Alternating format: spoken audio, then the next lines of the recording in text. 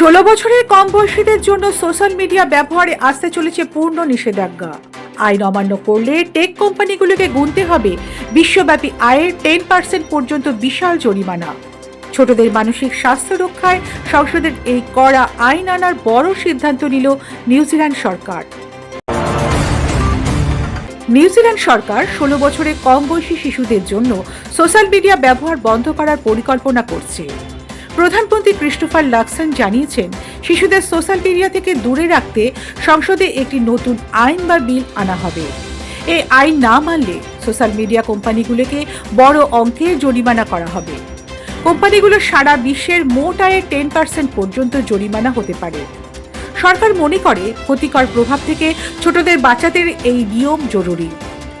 নতুন এই নিয়ম চালু হলে সোশ্যাল মিডিয়া কোম্পানিগুলোকে ব্যবহারকারীদের আসল বয়স পরীক্ষা করতে হবে।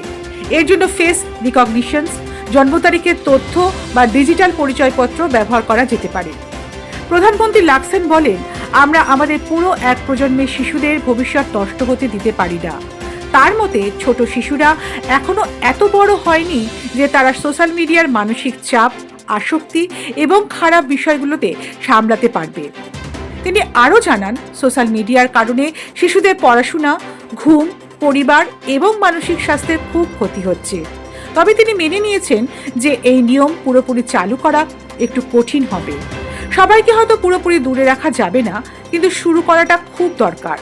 সংসদে এই বিলটি পাশ হবে কিনা তাই নিয়ে এখনো সন্দেহ আছে, কারণ লাক্সন সরকারের সহযোগী দল নিউজিল্যান্ড ফার্স্ট এই বিলের সায় দেয়নি।